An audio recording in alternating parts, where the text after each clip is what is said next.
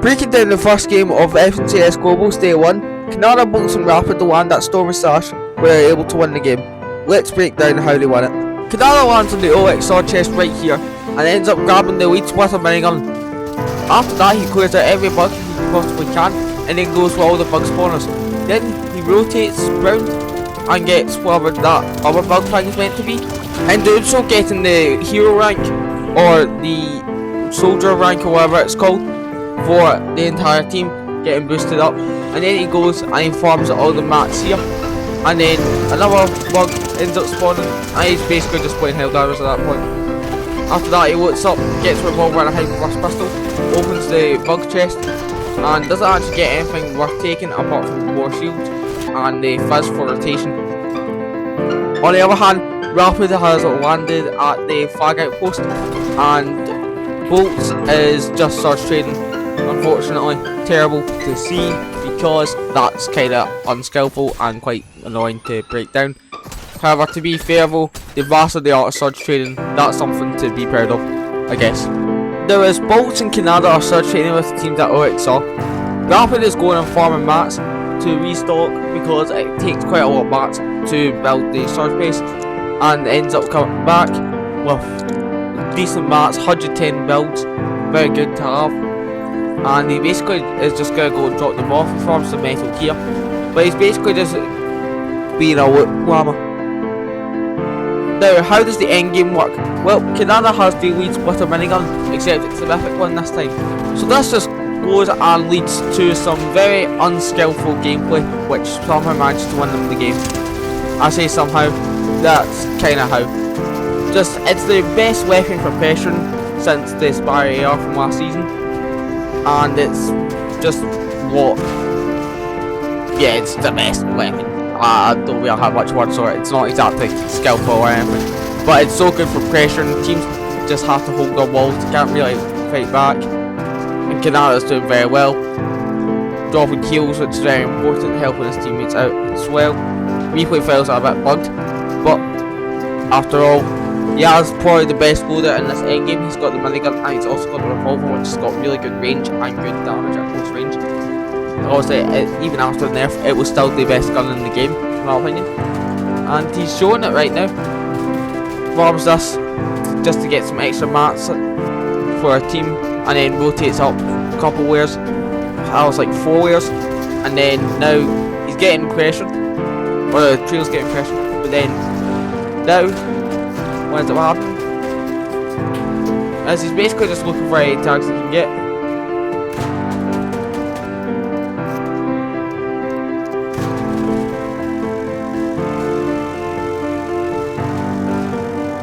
Canada cone scouting, which is very good actually, because now we can't see it in the replay files, but he sees everything going on around him because there's no walls around the cone. So he basically just sees everything going on in the endgame. And so he drops some mats, and now let's see right here, just spraying, try and get pressure onto another team, but they can't get anything. Now Canada messes up an edit there, but again, it's not gonna matter because he gets Higgs, and that's just basically what the minigun does. If you don't counter it, you basically just try to not get in the range of the minigun. And Canada does a very good job here, just absolutely just pressuring every single team possible. There's only 6 teams left, and he sees Vino here and he ends up getting the kill on Vino, very important. Very good refresh to get. And now Canada's also got double pump now, because he's got the sentinel pump and the regular revolver. Now the only other thing that he can possibly get from this game is the win. Now he's getting sprayed from height, and he could have reacted a bit quicker there, or just didn't have no protection above him, because he knows that he's on the low ground that he can get targeted by height. But he would end up reviving Rapid somehow in this endgame, and they just talk through. Now Canada sees another player coming in, Reason, and he just chops him down, and they end up getting the kill. And in chat is unfortunately a victim of the minigun as well, as he gets dropped down, and it's another kill. They can get another assist and do most of the work actually for a team. And then they're on the low ground, But that's basically how they've operated the entire game, and to be fair, it works well. Kanala gets the double combo with his Chico and then Tayson and wins the game. Now the eventual winners, Queasy, Moustache and Swizzy all land at the Hive. Now they had a decent game, getting 56 points, but as you can see, they do something quite smart here, which I didn't actually realise that the pros did until making this video. So when they go and land at the Hive, they actually land on this bit right here and they jump right into the water because it doesn't get any fall damage, and they get onto the ground a lot quicker than they would before. Now from here, just looting up all 4 what he can possibly get and killing bugs, which he has to, but he doesn't go and take out every bug just yet. He can't do the same thing as Kanana did because he doesn't have a minigun. Now Moustache is doing the exact same thing. He's got 2 veiled precisions and the OXR rifle, and he's just farming mats and killing any bug which comes near him.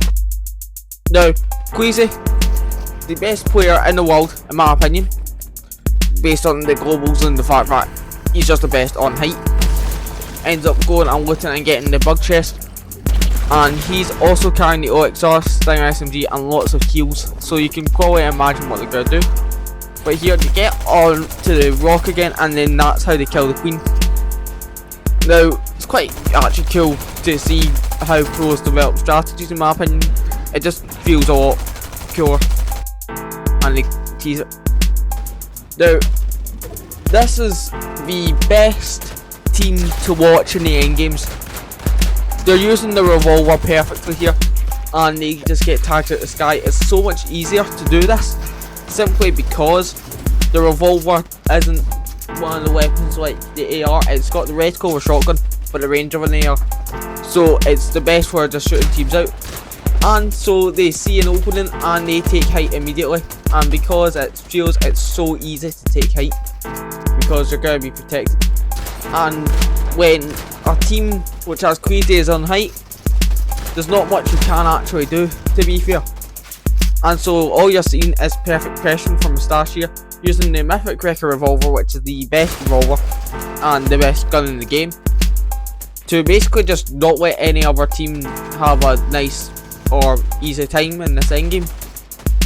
And he's just looking for any tags he can possibly get onto any player, whether they are one of the best teams or not. Now let's have a look here. If we're gonna go to Queasy, right here, he's carrying the OXR and the revolver, and he's basically got the best loadout in the game.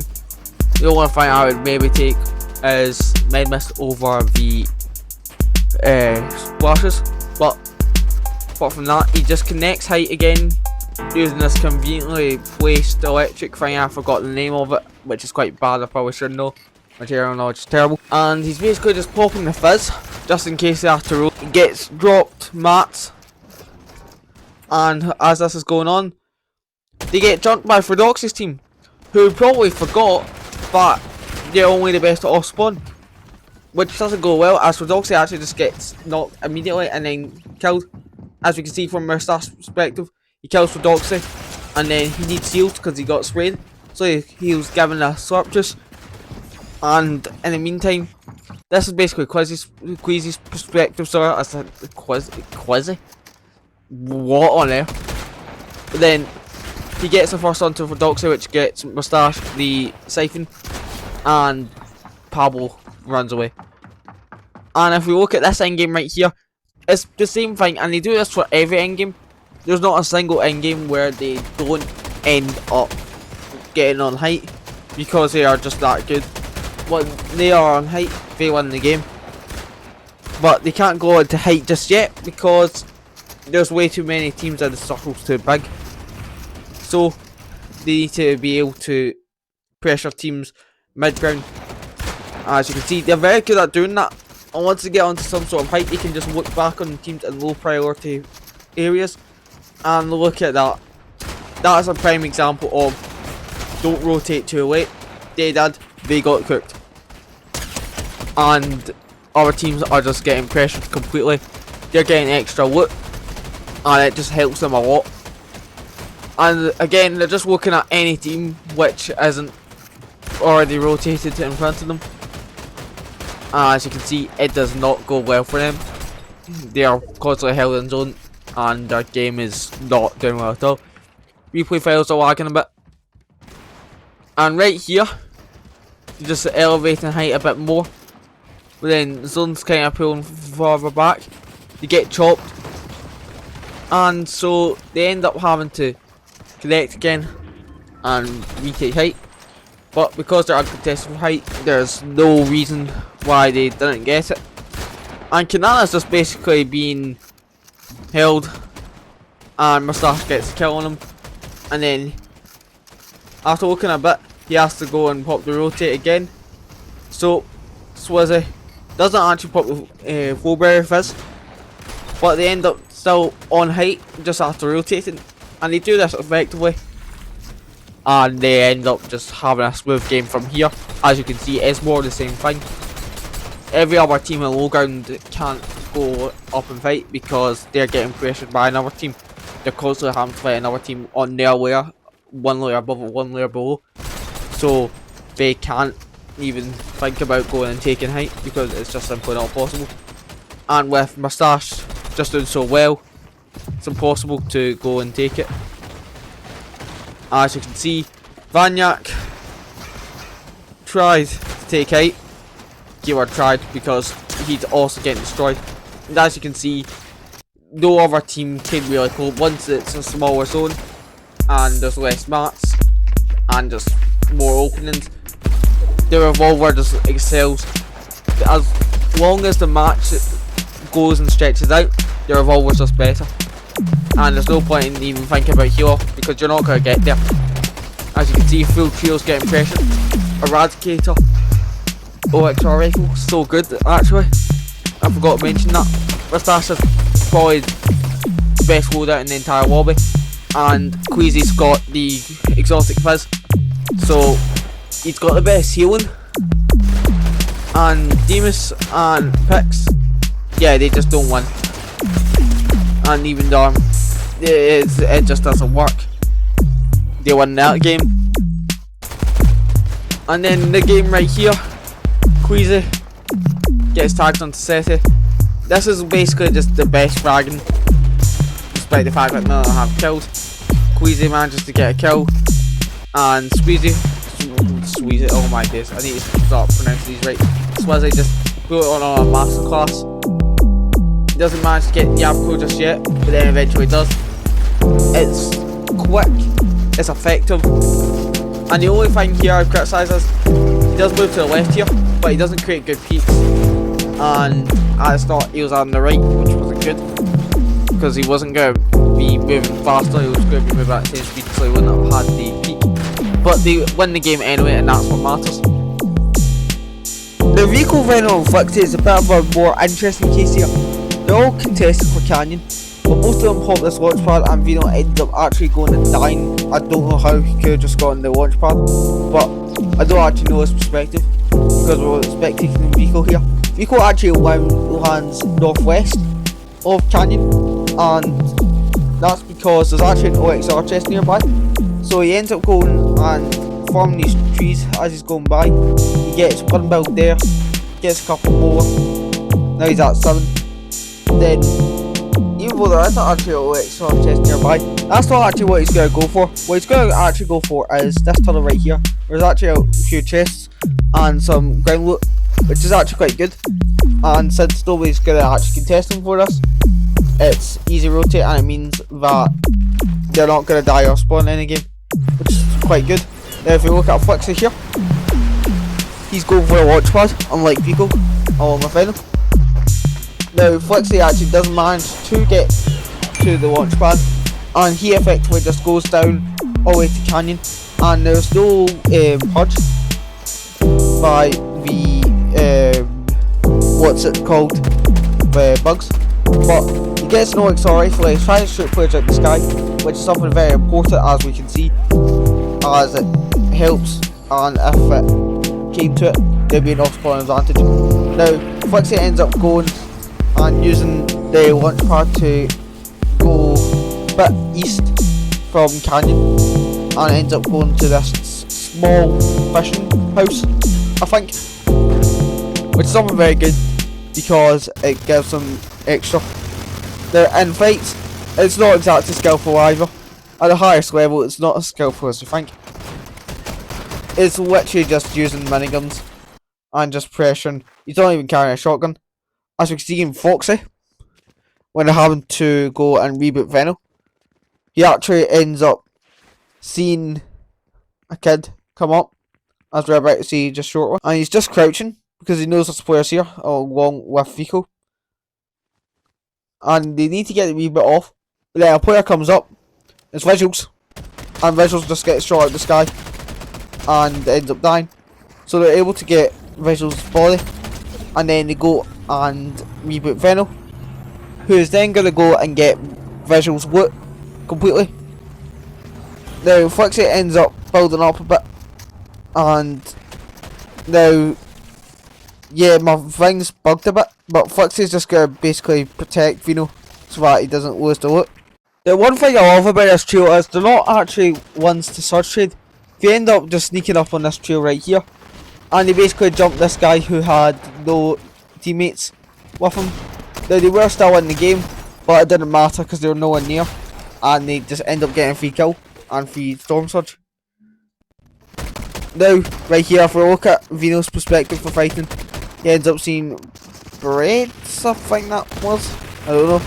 But he's basically fighting a bit more skillful, making slightly optimal peaks, but not doing too much. And then that's basically just how they fight.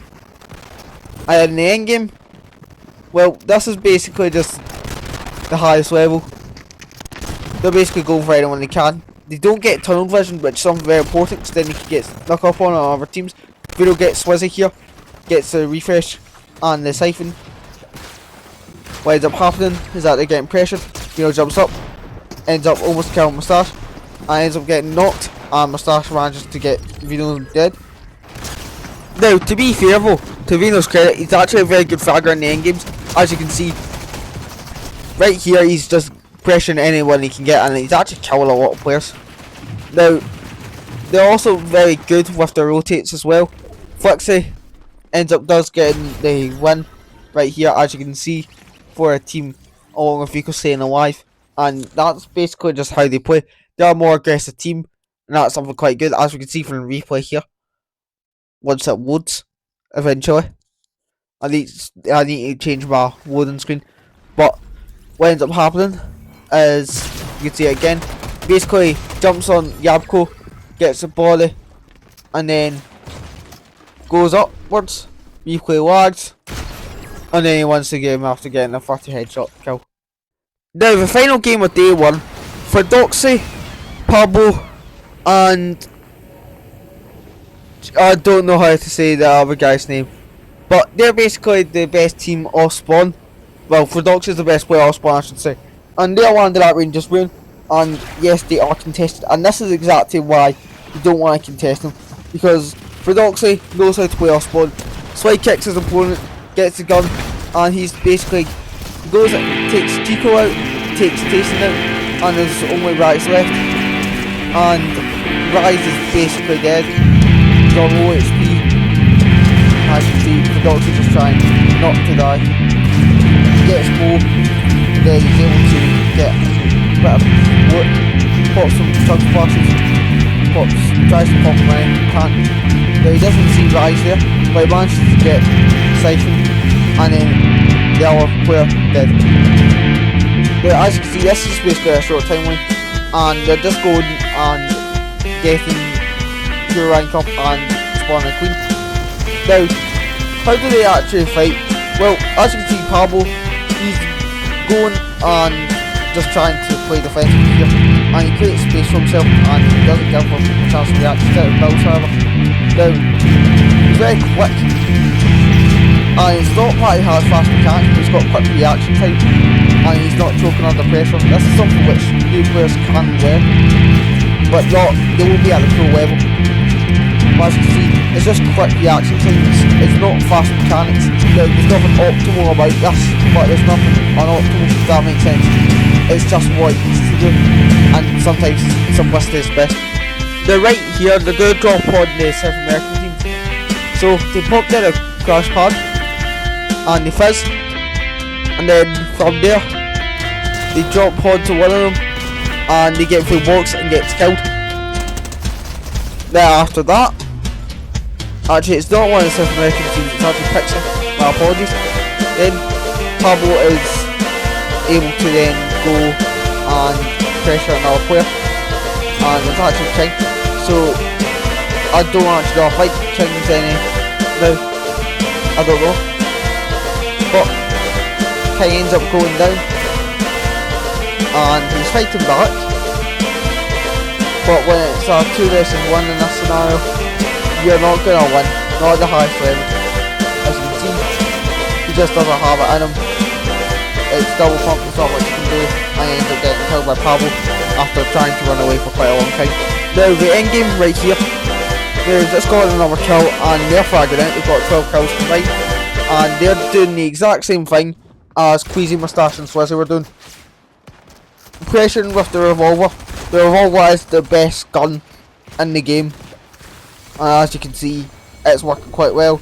They fizz and it looks like they're about to drop down, and they do, and they're basically just looking possibly to kill anyone they can possibly get.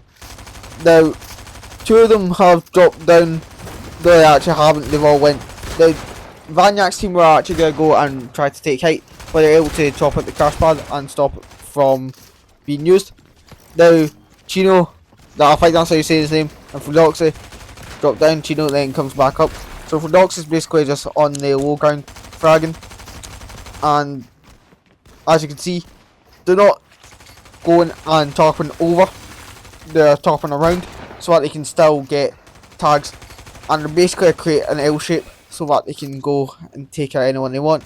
There's only Pablo on the high ground, Fredoxy and Chino are both now on low ground, and Pablo only has one weapon, that's a revolver, but he has 12 splashes and some fizz along with some subterfuges, and he comes down.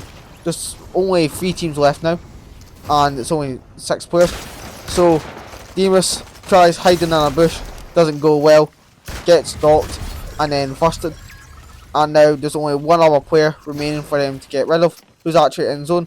So they set up, they know where he is, and he ends up coming round and then dead. Yep, that's it. So that's the day 1 of Globals done. Sorry about the recording because I'm extremely tired and I need my bed, but I'll get day 2 sorted quite soon. I'll see you on the next one. Goodbye.